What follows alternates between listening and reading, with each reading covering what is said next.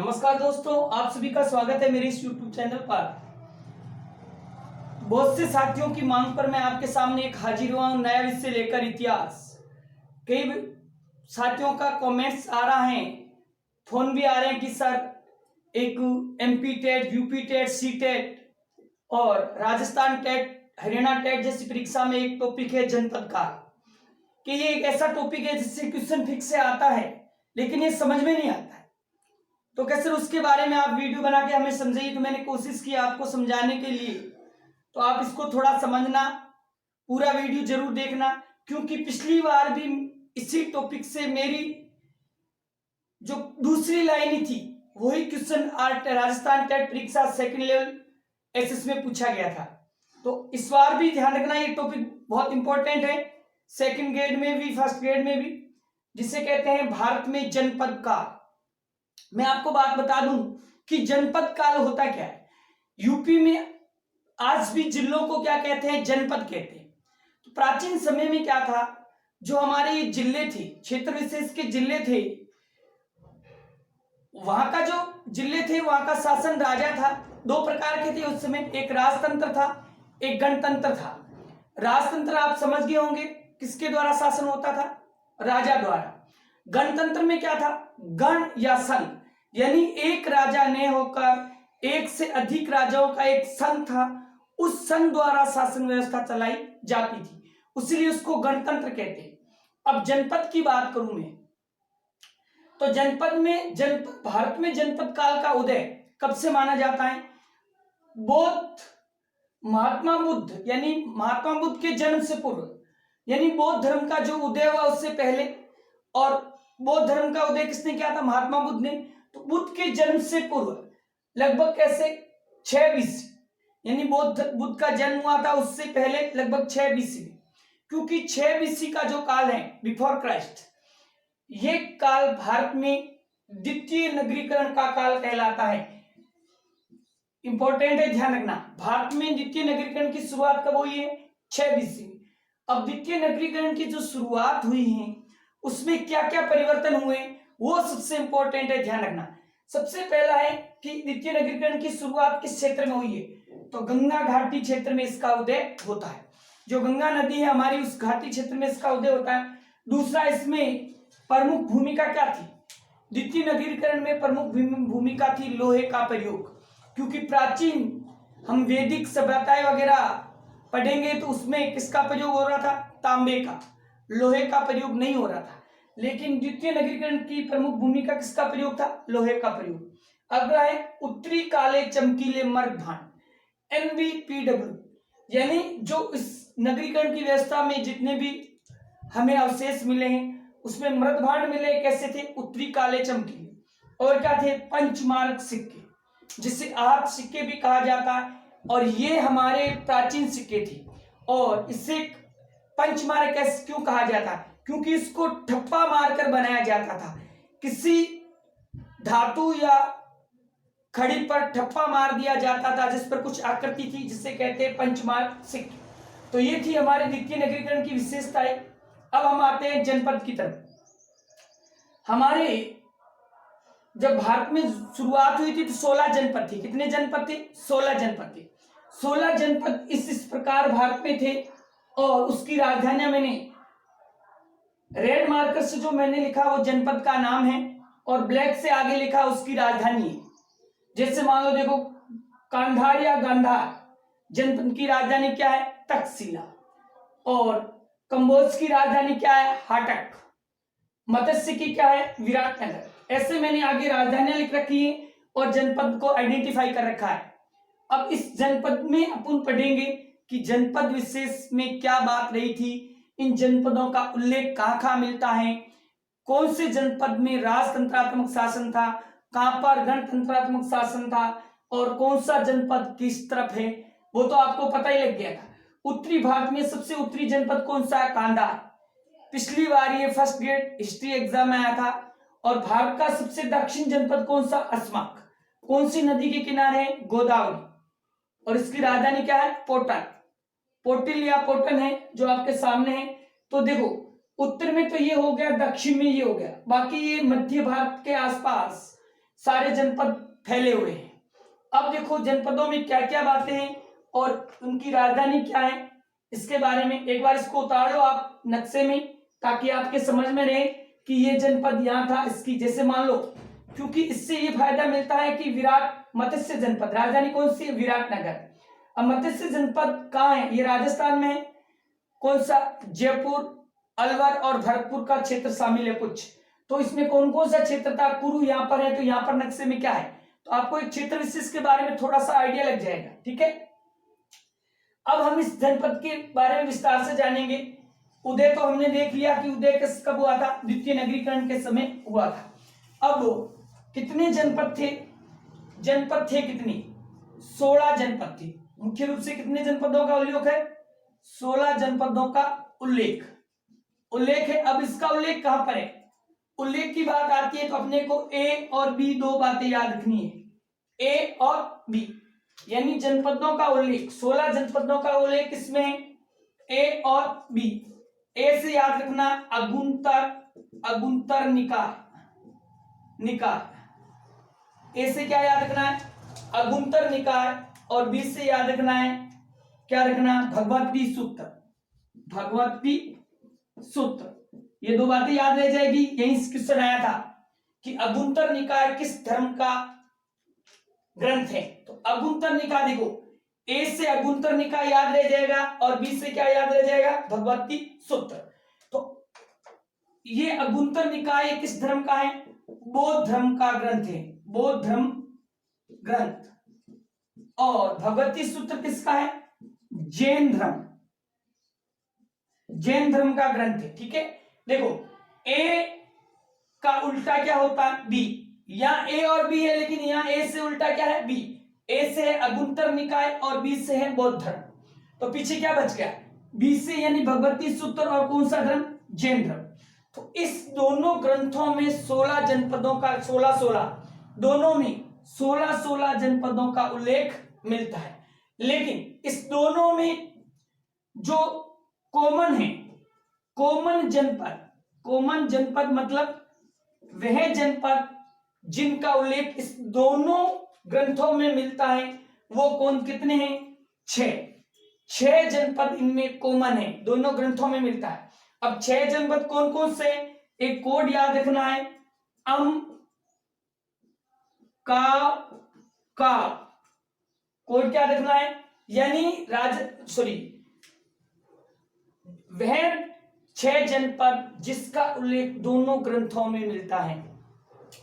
दोनों ग्रंथ कौन से हुए, बौद्ध धर्म का अगुंतर निकाय और जैन धर्म का भगवती सूत्र। कोड क्या है मैंने बताया, काव।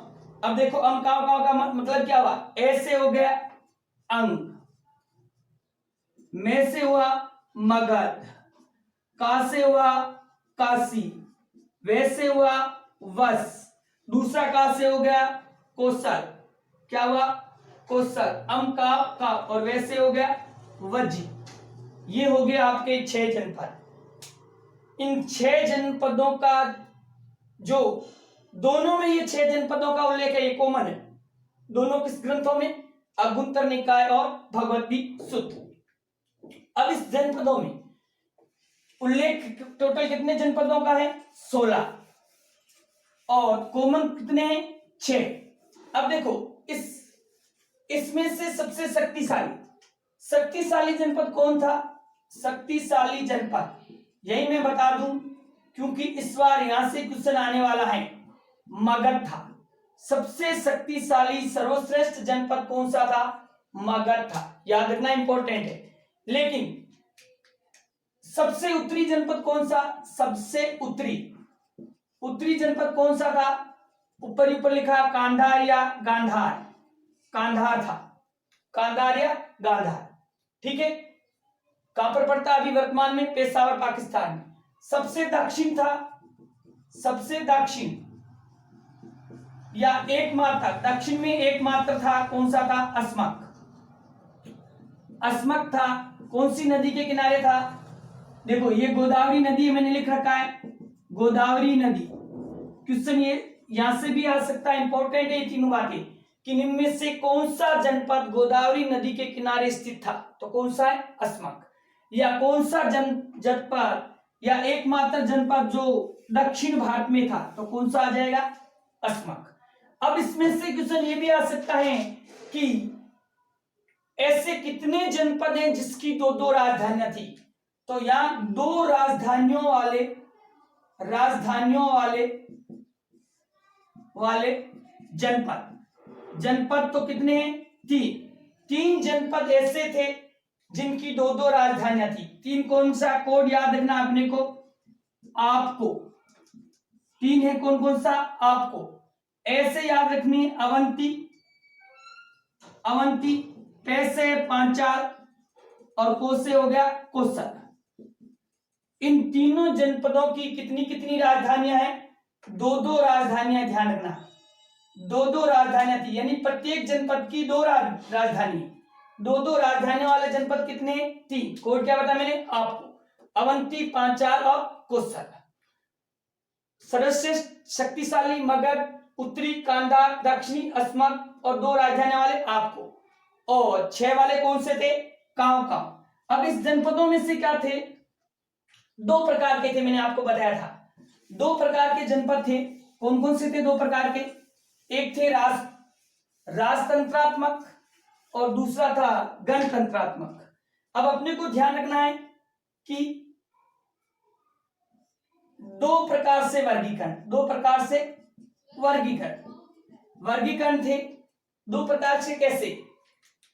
राजतंत्रात्मक और गणतंत्रात्मक। ठीक है, यानी राजतंत्रात्मक में शासन किसका होता था? किसका शासन? राजा का शासन। राजतंत्रात्मक जनपद का प्रमुख सर्वोपरि कौन होता था? राजा होता था। गणतंत्रात्मक में शासक या प्रमुख सर्वोपरि कौन होता था? गण या संघ। गण था या संघ था, यानी एक से अधिक राजाओं का क्या बना रखा था? गण या संघ बना रखा था। अब देखो, राजतंत्रात्मक वाले कितने थे? पहले 6 जनपद थे। कितने जनपद थे? 6 जनपद थे। राजतंत्रात्मक वाले जनपद कितने थे? 6 जनपद थे। इसका कोड क्या याद रखना है अपने को? कोड याद रखना है अम्मा को वश। किसको वश है? अम्मा को, सॉरी 6 नहीं, 6 तो थे। राजतंत्रात्मक वाले 4 जनपद है, ध्यान रखना। 6 तो दोनों में कॉमन है वो वाले। अम्मा को वश क्या याद रखना है? अम्मा को वश। ऐसे याद रखना अवंती में से आपका याद रखना मगध, और को से याद रखना आपको कोसल, और वश का हो गया वश। यानी ये 4 जनपद ऐसे थे जहां पर शासन व्यवस्था कैसी थी? राजतंत्रात्मक थी। कैसी थी शासन व्यवस्था? राजतंत्रात्मक थी। ठीक है, लेकिन अब पीछे जो बच्चे वहां पर कैसी थी? गण या संघ तंत्रात्मक थी। अब ध्यान रखना कि मैंने बताया था ना, अगुंतर निकाय, नोट करके एक लाइन याद रखनी है। अगुंतर निकाय में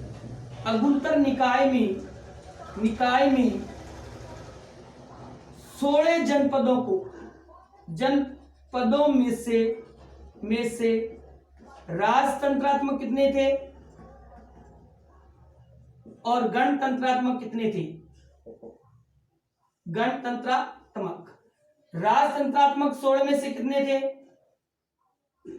थे? 2 बताएंगे, और बाकी क्या थे? 14 कैसे थे? गणतंत्रात्मक। 2 राजतंत्रात्मक थे और 16 गणतंत्रात्मक थे। किसमें थे ये अगुंतर निकाय के अकॉर्डिंग है। और वैसे कितने थे टोटल?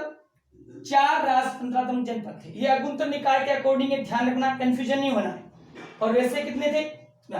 अब देखो, बुद्ध के समय 10 गणतंत्र थी।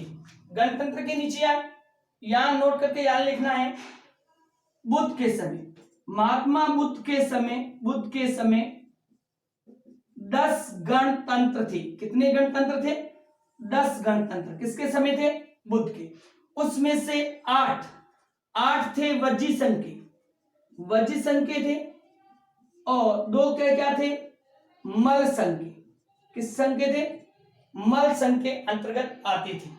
तो ये देखो 2 बातें आती हैं कि अगुंतर निकाय में राजतंत्रात्मक कितने बताए हैं, 2, और बुद्ध के समय गणतंत्रात्मक कितने जनपद थे, 10 थे, जिसमें से क्या 8 वजी संघ में शामिल थे और 2 मल संघ में शामिल थे। यहीं से क्वेश्चन आने की और संभावना रहती है, ध्यान रखना। अब इस अपने पढ़े हैं जनपद, इनके बारे में अपन जानेंगे पूरा कि कौन सा जनपद किस प्रकार था और किस प्रकार फैला हुआ था, किस प्रकार की शासन व्यवस्था थी, इसके बारे में अपन जानेंगे। तो सबसे पहले देखो काशी, अब एक एक के बारे में जानेंगे। काशी जनपद, काशी जनपद,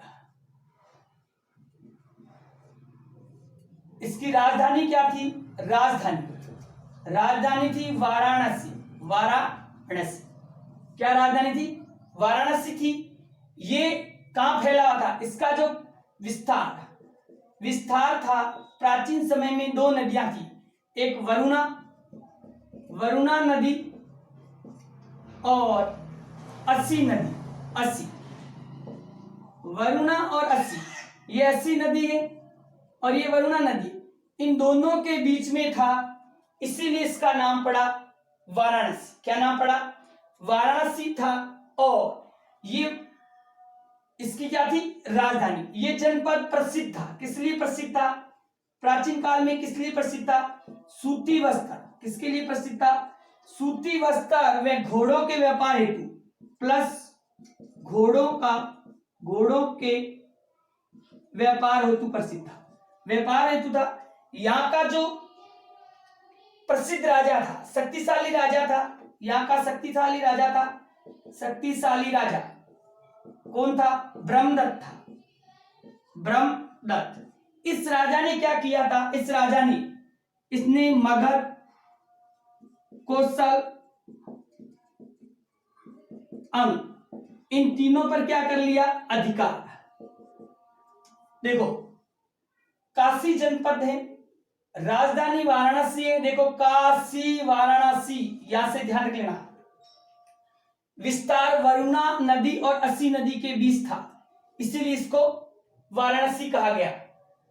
किस लिए प्रसिद्ध था, प्राचीन काल में सूती वस्त्र और घोड़ों के व्यापार हेतु था। यहाँ का शक्तिशाली राजा हुआ जिसका नाम क्या था, ब्रह्मदत्त था। और ब्रह्मदत्त ने मगध, कौशल और अंग पर क्या कर लिया, अधिकार कर लिया। बाद में क्या होता है, बाद में इस कौशल जनपद का राजा होता है, राजा था जिसका नाम था कंस ने क्या किया, काशी पर आक्रमण, काशी पर अधिकार किया, अधिकार कर कौशल में मिला लिया। देखो 2 बातें होती है, पहले तो काशी का राजा ब्रह्मदत्त होता है जो कौशल को अपने साथ मिलाता है, अधिकार करता है। लेकिन बाद में कौशल का कंस नामक राजा होता है जो काशी पर अधिकार करता है, कौशल को मिला लेता है। तो ये हमारा कौन सा जनपद हुआ, ये हमारा काशी जनपद हुआ। अब अपने को ध्यान ये जरूर रखना, काशी और राजधानी वाराणसी। अगला है अंग, अगले जनपद का नाम है अंग जनपद। कौन सा जनपद है, अंग। देखो जो हमारा, यहां देखना, ये मान लो हमारा बिहार है, ये कौन सा राज्य है, बिहार है सपोज करना। इस बिहार का उत्तरी भाग यहां पर क्या था, अंग था, और यहां पर उत्तरी भाग में क्या था, वजी था। अंग और वजी था, और दक्षिणी भाग में यहां पर था मगध। यानी बिहार का उत्तरी भाग में 2 जनपद थे, अंग और वजी, और दक्षिणी भाग में एक जनपद था, कौन सा था, मगध। तो इस प्रकार फैला हुआ था, ध्यान रखना। अब है अपना जो अंग वर्तमान में, अब आपको आ गया अंग कहां है, बिहार का उत्तरी भाग।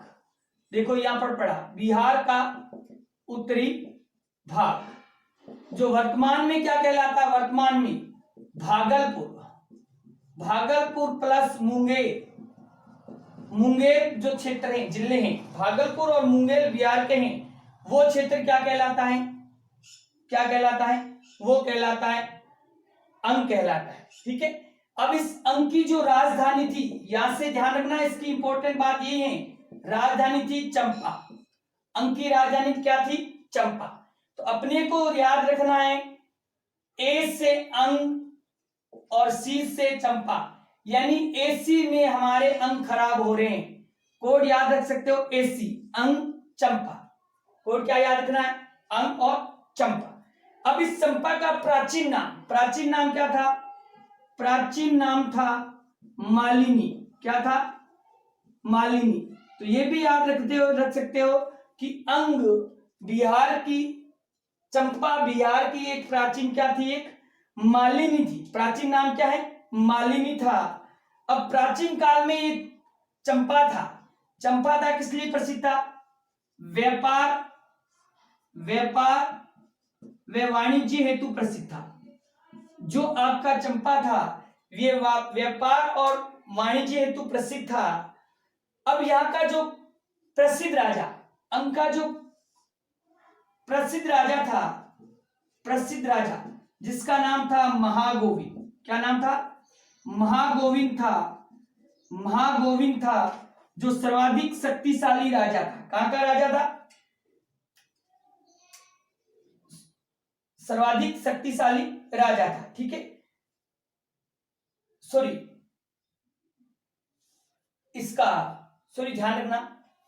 ध्यान रखना, महागोविंद था। इन्होंने चंपा की क्या की थी? ये चंपा का वास्तुकार था। क्या था? वास्तुकार, यानी चंपा नगर का इन्होंने नक्शा या डिजाइन तैयार किया था। तो ये हमारा है, कौन सा जनपद है? अंग। राजधानी है चंपा, प्राचीन नाम मालिनी था, चंपा वाणिज्य और व्यापार हेतु प्रसिद्ध था, और चंपा का वास्तुकार कौन था? महागोविंद था, जिन्होंने इस चंपा को बसाया था। और इस चंपा का उल्लेख किसमें मिलता? इस चंपा का उल्लेख अथर्ववेद में मिलता है। उल्लेख किसमें मिलता है? उल्लेख अथर्ववेद में। जो 4 वेद हैं अथर्ववेद में मिलता है। ठीक है, तो ये हमारा हो गया अंक। अगला आपका जनपद है, नेक्स्ट जनपद है आपका मगध। अगला जनपद कौन सा है? मगध। मगध कहां पर है? मैंने बताया था कि बिहार का जो दक्षिणी भाग है, जिसको वर्तमान में कह सकते हैं पटना बिहार की राजधानी प्लस गया और पटना का क्षेत्र, यानी बिहार का दक्षिण भाग जो वर्तमान में कौन सा है? पटना व गया दोनों मिलकर क्या है? मगध बनाता है। और इसकी राजधानी क्या थी?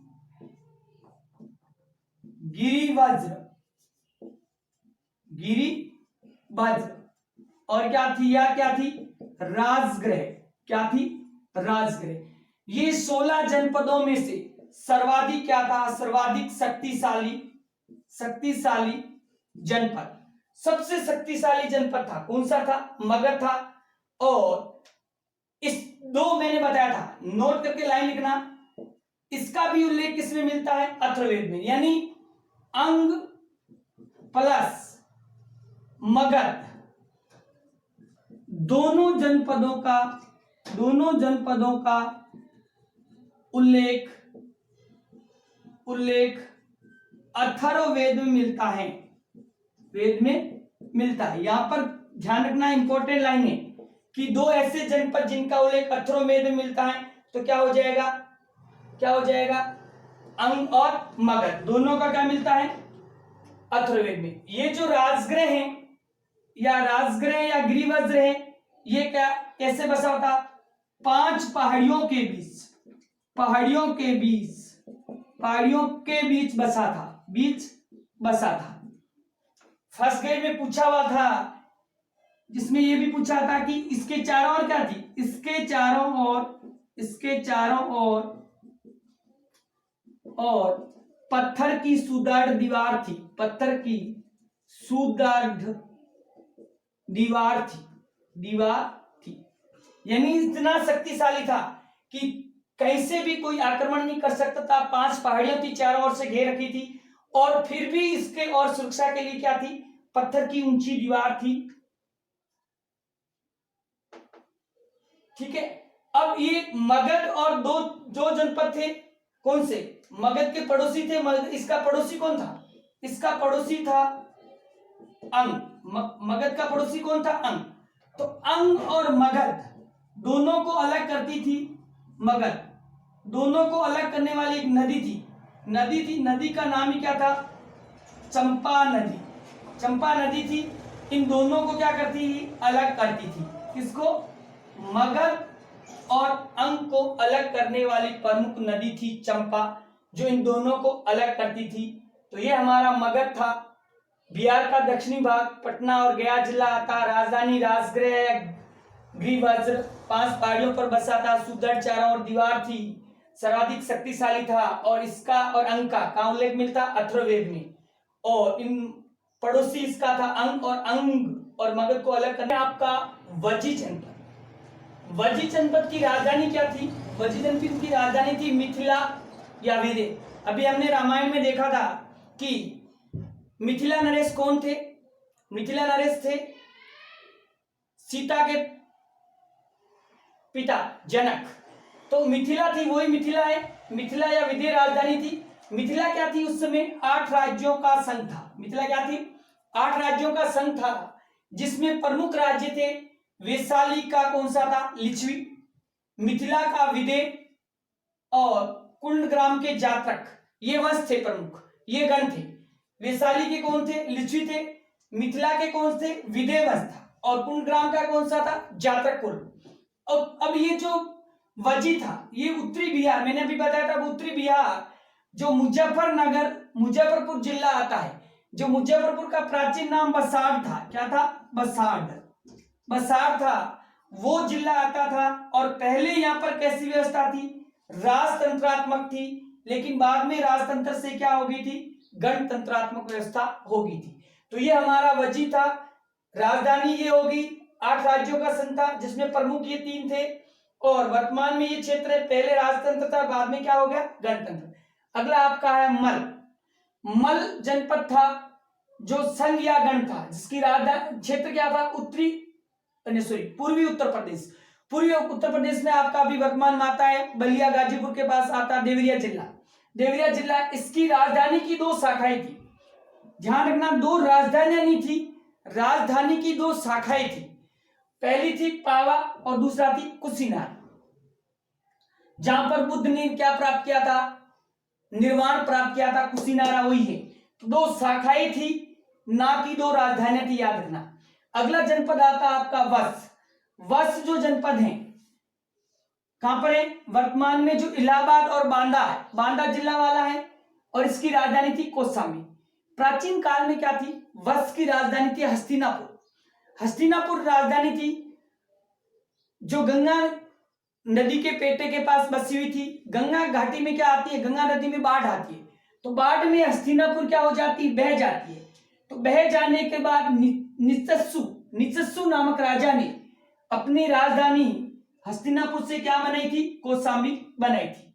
अब उस समय जब बुद्ध के समकालीन यहाँ का राजा था उदयन, कौन था, हस्तिनापुर का राजा, कौशाम्बी का राजा उदयन था, जो किस वंश का था, पौर वंश का था। इस उदयन ने कौन सा धर्म स्वीकार किया था, क्वेश्चन यहां से भी आता, बौद्ध धर्म स्वीकार किया था।